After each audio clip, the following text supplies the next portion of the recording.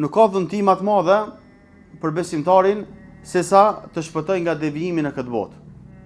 Nëse shpëton nga devijimi në këtë botë, atëherë inshallah ka më shpëtuar edhe në ahiret. Ne si besimtar falemi 5 herë në ditë.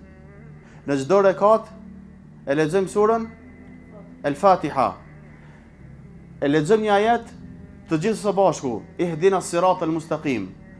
O Allah, na udhëzon në rrugën e drejtë. Na udhëzon në rrugën e drejtë. Nëse nuk do të kishte kaq rëndësi të madhe udhëzimi, atë nuk do ta lexonin fare domethënë këtë sure. Mirë, por udhëzimi është shumë i rëndësishëm, për këtë arsye ne çdo herë e lutim Allahun dhul xhelal edhe në namazet farze, edhe në namazet nafile, që Allahu subhanahu teala më na udhëzon në rrugën e drejtë dhe më na rujt nga devijimi.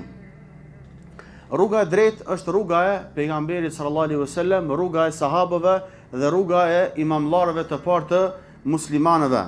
Nëse ndjekim këtë rrugë, jemi të shpëtuar nga devijimi në këtë botë dhe nga rrymat dhe grupet e humbura, të cilat janë domethënë të përhapura edhe në mesin tonë. Pejgamberi sallallahu alaihi wasallam nuk na ka lënë në çorsokak. Nuk na ka lënë në çorsokak. Po ka thonë, po ju laj dy gjana. Qofse kapeni pas tyre, kur nuk do të devijoni. Ka thonë librin e Allahut, pra Kur'anin dhe sunetin tim, traditën time.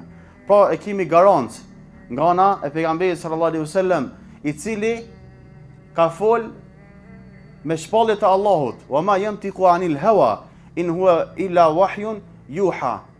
Pejgamberi sallallahu alaihi wasallam nuk ka fol nga hamendja. Mirë, po çdo gjë që e ka fol, e ka pas shpallje prej Allahut. Pra, nëse kapemi për Kur'an dhe për sunet, do të shpëtojmë në këtë botë dhe në ahiret.